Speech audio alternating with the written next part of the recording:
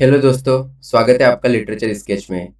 UGC net English literature के लिए हमने फ्री कोर्स चालू किया है, जिसका आज सेकंड लेक्चर है। पिछले लेक्चर में हमने देखा था एंग्लो सेक्सन पीरियड यानी इंग्लिश लिटरेचर की हिस्ट्री हमने कंप्लीट कर ली है पिछले लेक्चर में। आज सेकंड लेक्चर है। आज हम एंग्लो नॉर्मन पीरियड पढ़ेंगे।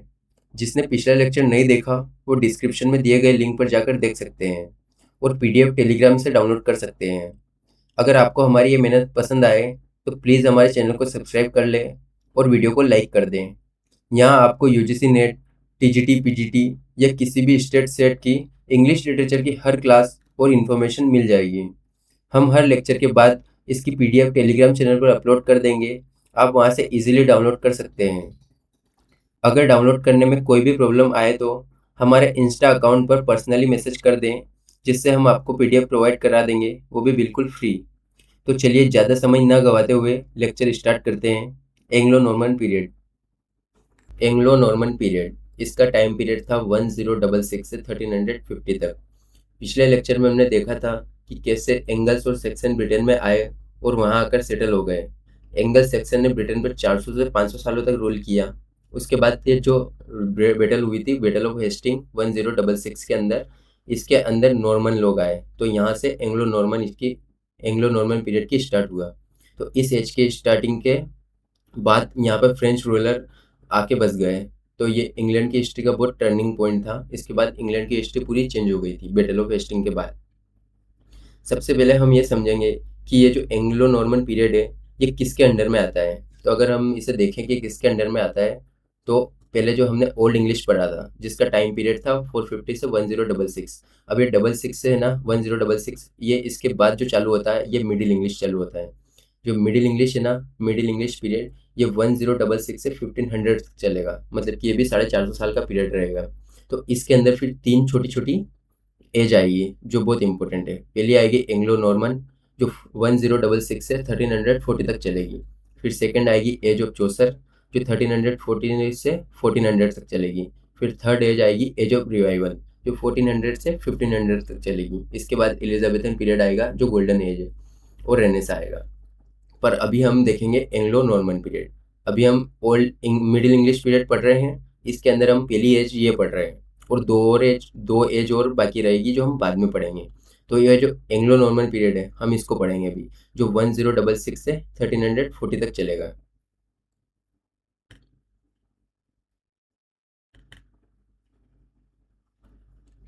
तो ये रहा एंग्लो नॉर्मन पीरियड।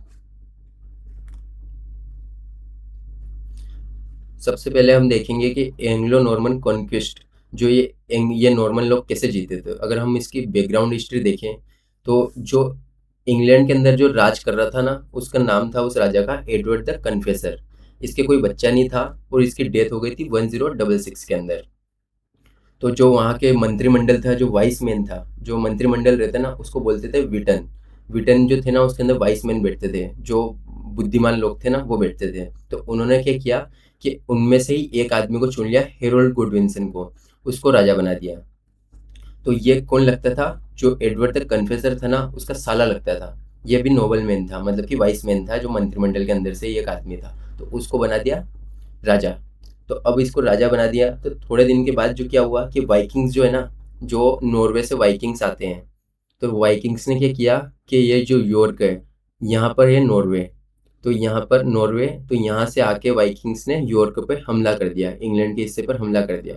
और ये वाइकिंग्स को कौन लेके आया था, तो इसको टोस्टिंग गोडविंसन लेके आया था। ये जो टोस्टिंग गोडविंसन है ना, ये हेरोल्ड गोडविंसन का भाई है, सगा भाई है, बड़ा भाई है। तो उसको राजा नहीं बनाया ना, इस वजह से वो उनके साथ जाके मिल गया था। तो इन्होंने आकर यॉर्क पर हमला कर दिया। तो अब ये हेरोल्ड गुडविंसन है ना, तो इसने इस हमले का जवाब देने के लिए ये यॉर्क गया और वहां पर उन सबको मार के भगा दिया और अपने देश को बचा लिया यहाँ पे। तो ये जो लड़ाई थी ना, इसका नाम था बैटल ऑफ स्टेमफोर्ड ब्रिज, जो ये भी 1066 में ही लड़ी गई थी। और उसके बाद ये जीत गया तो ये वापस इंग्लैंड के अंदर आ गया। तो ये यहाँ पर आ गया वापस लंदन में, और लंदन में आने के बाद ये बैठा ही था। और 3 हफ्तों बाद, 3 हफ्तों के अंदर, जो ये रहा फ्रांस, ये पूरा फ्रांस है, और ये रहा नॉर्मंडी। तो ये फ्रांस का हिस्सा है नॉर्मंडी। तो यहाँ का जो ड्यूक था, मतलब कि राजा था, तो उसने क्या किया कि उसने भी हमला कर दिया लंदन के ऊपर, इंग्लैंड में हमला कर दिया। और इसने हमला किस लिए किया कि जो पहले जो राजा था एडवर्ड द कन्फेसर, वो इसका चचेरा भाई था। तो उसने मरने से पहले बोला था कि मेरे बाद तू राजा बनेगा, इसको विलियम को बोला था। तो इस वजह से विलियम अपना सिंहासन लेने आया। तो वहां पर पहले राजा बना दिया उन्होंने हेरोल्ड गॉडविंसन को। तो अब इन दोनों के बीच में लड़ाई हुई, बैटल ऑफ हेस्टिंग। ये जो यहाँ पर हेस्टिंग है, तो यहाँ पर ही बैटल हुई थी, वो बैटल ऑफ हेस्टिंग। तो इधर से तो गॉडविंसन था जो इंग्लैंड का राजा था, और ये जो नॉर्मंडी का ड्यूक था, ड्यूक ऑफ नॉर्मंडी विलियम, इसका एक और नाम था विलियम द बास्टर्ड। इसको बास्टर्ड बोलते थे, मतलब कि नाजायज औलाद। तो इसने हमला किया, तो यहाँ पर यह लड़ाई हुई बैटल ऑफ हेस्टिंग 1066 के अंदर। तो इस विलियम ने क्या किया कि हेरोल्ड गॉडविंसन जो राजा था वहाँ का, उसको मार दिया। उसको मारने के बाद यह इंग्लैंड के थ्रोन पे बैठ गया। और इंग्लैंड के थ्रोन पे बैठने के बाद नई एज की शुरुआत हुई, एंग्लो नॉर्मन एज की।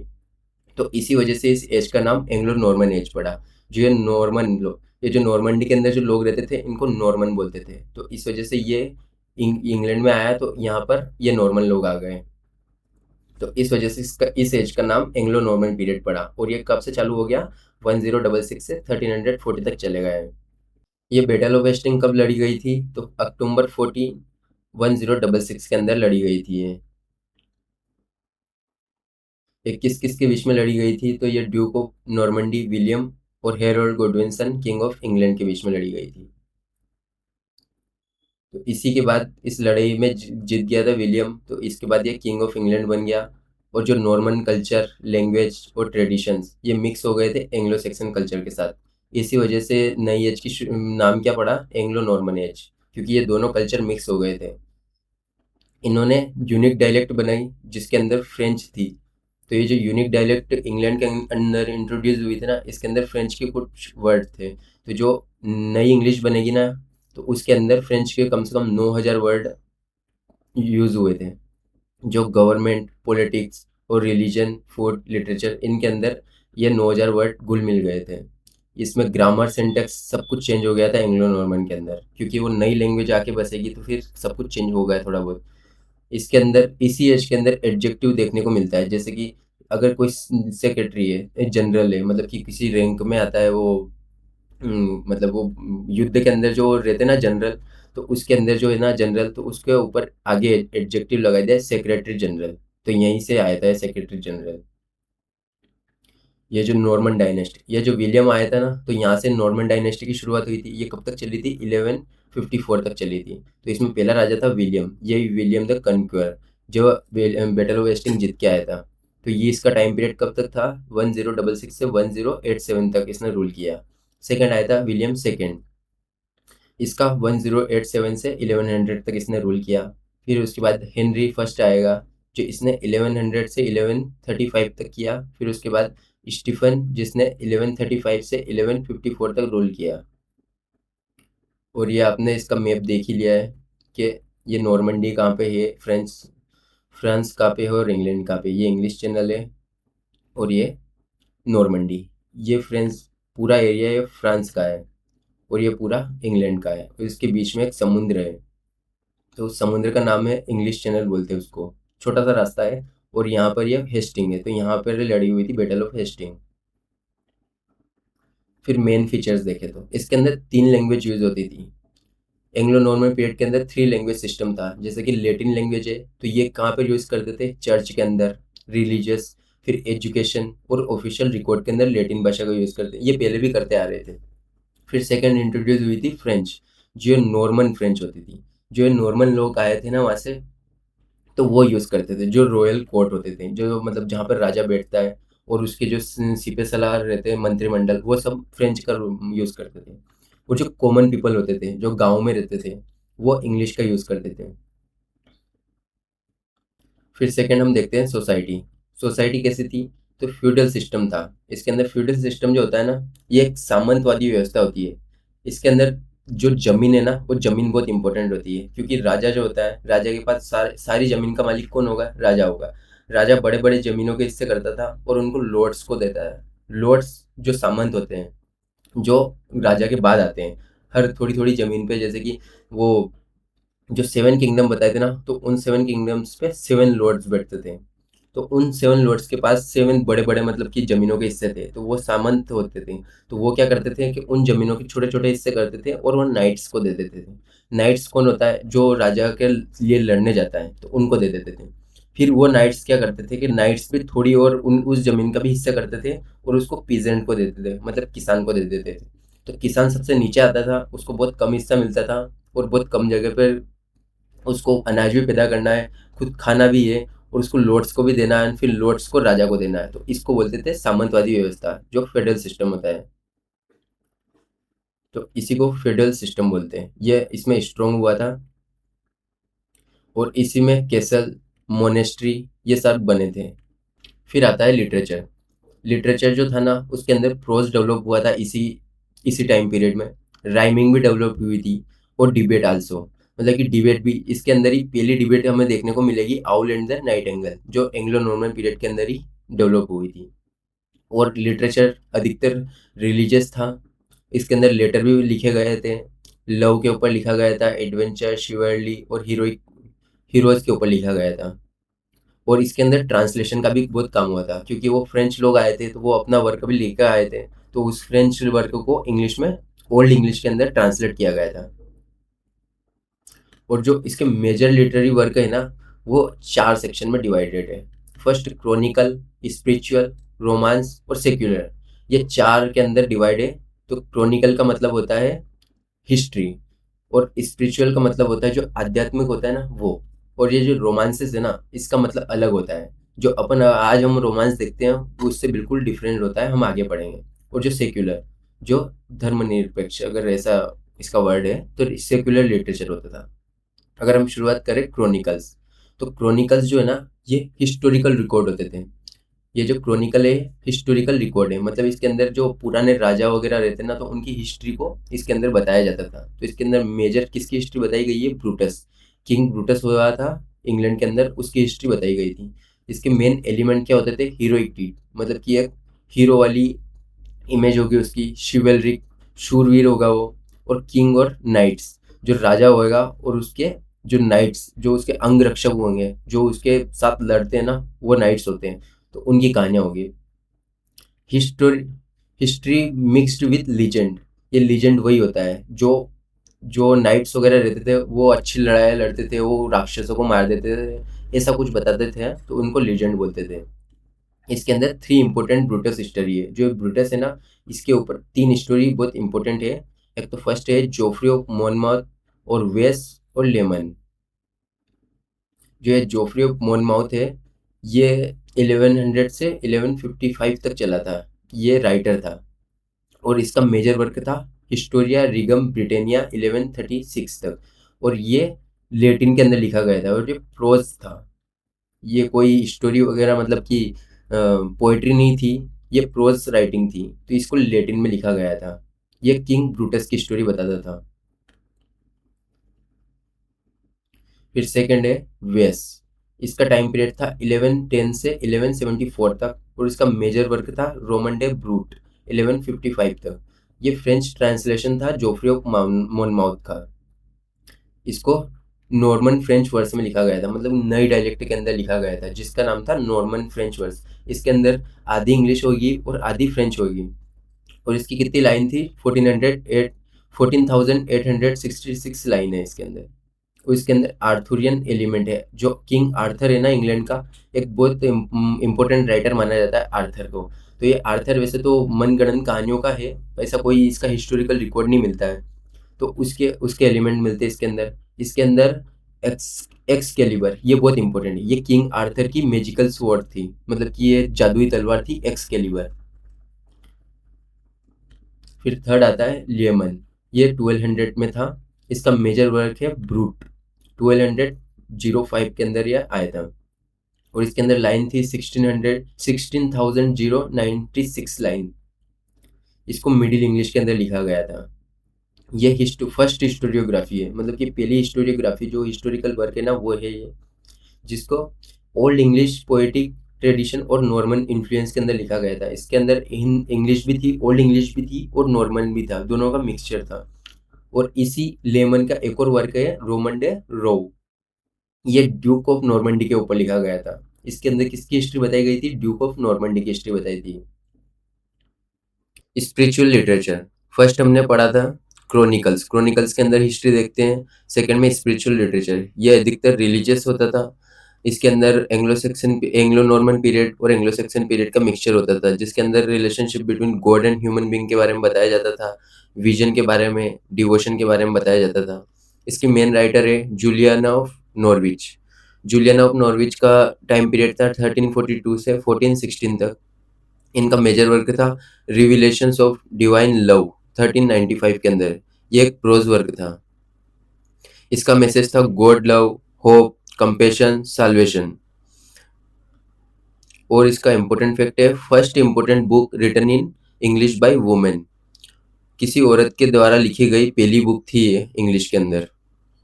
सेकंड राइटर है मार्गरी कैंप। इनका टाइम पीरियड था 1373 से 1438 तक। इनकी मेजर वर्क है the book of Margery camp 1438। ये ऑटोबायोग्राफिकल, ये स्पिरिचुअल ऑटोबायोग्राफी है। ये पिलग्रिमेज मतलब कि जो कहीं धार्मिक स्थान पे जाते हैं ना, जैसे अपने यहाँ वैष्णो देवी जाते हैं, तो जो जाते हैं उनको पिलग्रिम बोला जाता है। तो इसके बारे में बताया गया है पिलग्रिमेज के बारे में। ये ऑटोबायोग्राफिकल है, याद रखना। नेक्स्ट है वॉल्टर हिल्टन। वॉल्टर हिल्टन का है 1340 से 1396। और इनका मेजर वर्क है द स्केल ऑफ परफेक्शन 1380 से 1390। ये मेजर वर्क है इनका। यही है सब स्पिरिचुअल है, ये स्पिरिचुअलिटी के बारे में है, तो स्पिरिचुअल बताएगा इसके अंदर। रोमांसेस, ये जो रोमांसेस होता था ना, ये एंग्लो नॉर्मन एज में रोमांसेस का मतलब लव स्टोरी नहीं होता था। असल में रोमांसेस ऐसी स्टोरी थी जिनमें नाइट्स मतलब कि जो वीर योद्धा होते थे ना, वो मेन कैरेक्टर में होते थे। ये एडवेंचर पर जाते थे। इस स्टोरी में मतलब जो इनकी ब्रेवरी दिखाई जाती थी, मतलब बहादुरी दिखाई जाती थी, लॉयल्टी मतलब इनके राजा के प्रति निष्ठा दिखाई जाती थी, होनर जो सम्मान होता ना वो दिखाया जाता था, और शिवेलरी मतलब कि शूरवीरों के आदर्श, जो शूरवीरों के आदर्श होते थे ना वो दिखाया जाता था। शिवलरी दिखाई जाती थी। कोर्टली लव मतलब कि जो कोर्ट रहता था ना राजा का, उसके अंदर जो लव वाली थीम होती थी ना वो दिखाया जाता था, और वो भी अधिकतर नाइट्स की मतलब जो वीर योद्धा रहते थे ना उनकी दिखाई जाती थी। तो यही बात है। और इसके अंदर क्रिश्चियन वैल्यू भी दिखाई जाती थी। एंग्लो नॉर्मन एज के अंदर जो रोमांसेस थे ना, इनको मेजर 3 कैटेगरी के अंदर डिवाइड किया गया है। First matter of France, second matter of Britain, फिर थर्ड मैटर ऑफ रोम, और बाद में बहुत सारे स्कॉलर ने मिलके एक और कैटेगरी बनाई मैटर ऑफ इंग्लैंड। तो अगर हम ये देखें फर्स्ट मैटर ऑफ फ्रांस, तो इस मैटर ऑफ फ्रांस के अंदर जो है ना, इसके अंदर कैरोलिजियन साइकिल है एक, जो नॉर्मन एम्पायर की है, उसके बारे में बताया गया है। उसके जो राजा हुए ना उनके बारे में बताया गया है, जैसे चेंसन डे रोलैंड और चेंसन डे गेस्टे। ये इन राजा के बारे में बताया गया है। और ये कब लिखा गया है? तो ये 1040 से 1115 के बीच में टर्लोट के अंदर लिखा गया है। ये टर्लोट के द्वारा लिखा गया है। इसके इंपॉर्टेंट वर्क है the siege of Melayne, the Sowdone of Babylon, Roland and Vernagu and Sir Ferumbras. इनके बारे में इन्होंने लिखे हैं, ये सारे वर्क हैं। फिर सेकंड है मैटर ऑफ ब्रिटेन। तो मैटर ऑफ ब्रिटेन के अंदर जो एक फिक्शनल राजा था इनका, किंग आर्थर, ये आइडियल किंग था। तो इसके बारे में और इसकी कोर्ट के बारे में बताया गया है। और इसके फेमस वर्क ये रहे रॉबर्ट वेस्ट का गेस्टेड है ब्रिटोन्स, डीड्स ऑफ द ब्रिटोन। ये बहुत इंपॉर्टेंट वर्क है। फिर सेकंड है थ्रेटिन डे ट्रोयज, ये the night of the cart मतलब ये 14 नाइट थे, इनकी कहानी है इसके अंदर। फिर Sir Orfeo, Sir Degare, the Earl of Toulouse, ये बारे में ये मैटर ऑफ ब्रिटेन के बारे में बताया। अगर आप ये सोच रहे हो कि ये कैसे वर्क है, क्यों वर्क है, तो ये बहुत कम आते हैं। मेन जो पूछा जाएगा ना एग्जाम के अंदर, वो एलिजाबेथन एज के बाद पूछा जाएगा। उसके बाद रोमांटिक एज आएगी, विक्टोरियन एज आएगी, जॉर्जियन एज आएगी, उनके बारे में ज़्यादा आता है। इनसे बहुत कम क्वेश्चन आते हैं, 1 या 2 क्वेश्चन आते हैं, वैसे क्वेश्चन दिखते ही नहीं इनके। और इतने अंदर से नहीं पूछे जाएंगे कौन से वर्क है। ये तो हम हिस्ट्री के बारे में जानने के लिए कि रोमांसेस होते क्या है और कौन से रोमांस है, ये जानने के लिए हम पढ़ते हैं। बाकी मैंने अभी तक क्वेश्चन नहीं देखे, बहुत कम क्वेश्चन देखे मतलब। फिर आता है matter of Rome. Matter of Rome के अंदर जो ग्रीक एम्पायर था और जो रोमन एम्पायर थे ना, उसके किंग के बारे में बताया गया है। तो कौन से किंग थे और कौन से वर्क थे? तो पहला वर्क है रोमन डे अलेक्जेंडर। ये अलेक्जेंडर द ग्रेट है ना, उसके बारे में इसके अंदर बताया गया है। फिर सेकेंड बिनोइड डे सेंटे मोरे रोमन डे ट्रॉय, ये वर्ग है कोई सा। फिर थर्ड है रोमन डे एनीस, एनीस की कहानियाँ बताई गई है इसके अंदर। एनीस बहुत अच्छा राजा था मतलब रोम के अंदर वो। फिर रोमन डे थीबिस, थीबिस और एनीस की कहानियाँ भी ये दोनों वर्क है इनके अंदर बताई गई है। तो यही था मैटर ऑफ रोम। फिर लास्ट है मैटर ऑफ इंग्लैंड। जो मैटर ऑफ इंग्लैंड है ना, जो ओल्ड इंग्लिश थी तब तब जो था ना उसके अंदर तो बताया गया था जो ये अभी चल रहा है नॉर्मन एम्पायर। तो ये एंग्लो नॉर्मन के टाइम पे तो मैटर ऑफ फ्रांस के अंदर आ गए सारे। फिर जो उसके बाद जो बने थे ना मैटर ऑफ इंग्लैंड बना, तो इसके अंदर किंग हॉर्ड, गायो वारविक, हेवलॉक द डेन, ये फेमस वर्क है। एंग्लो नॉर्मन के मेजर राइटर और वर्क देखें तो इसमें पहला वर्क है क्रेटिन डे ट्रोयस। ये राइटर है और इसका टाइम पीरियड था 1135 से 1190 तक।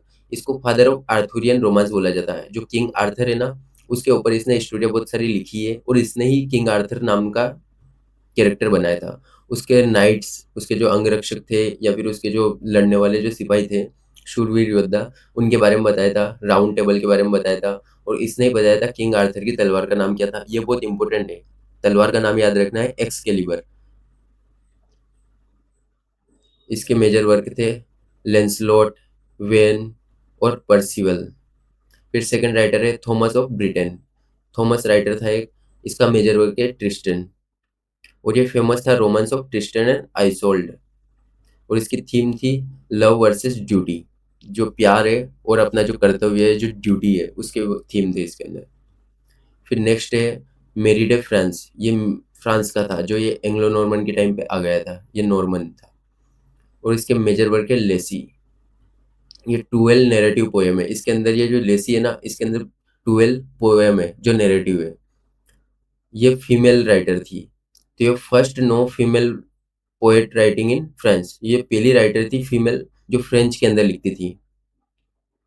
फिर फोर्थ है sir Gwen and the Green Knight. ये भी बहुत इंपॉर्टेंट वर्क है। ये किसने लिखा है ये पता नहीं है, पर इसको कब लिखा गया था, ये 14th सेंचुरी में लिखा गया था।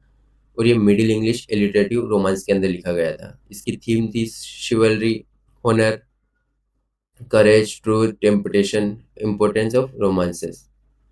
इसके अंदर भी वो किंग आर्थर के बारे में बताया गया है, किंग आर्थर की कोर्ट के बारे में बताया गया था। ये बहुत अच्छी, बहुत फेमस स्टोरी है। इसको एक बार आप यूट्यूब पर देख लेना, बहुत ही अच्छी स्टोरी है। अच्छा लगेगा आपको इसको सुन के। फिर आता है फोर्थ है सेक्युलर लिटरेचर।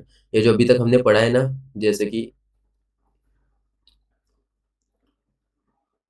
ये जो पढ़ा था ये इंपॉर्टेंट लिटरेरी वर्क कौन से वर्क है, तो इसके अंदर पहला हमने क्रॉनिकल पढ़ लिया, मतलब क्रॉनिकल इसके अंदर हिस्ट्री आती है कि हिस्ट्री के वर्क कौन से हैं। फिर स्पिरिचुअल पढ़ा कि स्पिरिचुअल वर्क कौन से हैं। फिर उसके बाद रोमांसेस, जो हमने रोमांसेस देखे वो शूरवीर वाले योद्धाओं की कहानियां हैं इसके अंदर।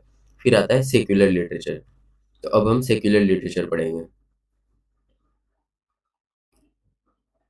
जो इन तीनों में नहीं आएगा ना, जो रोमांसेस में नहीं आएगा, तो वो इसमें आएगा, सेक्युलर लिटरेचर के अंदर आएगा। सेक्युलर लिटरेचर मतलब कि जो एवरीडे लाइफ होती है, लोगों की सोसाइटी होती है, पॉलिटिक्स, ह्यूमर, मोरालिटी, इनके बारे में बताया गया है।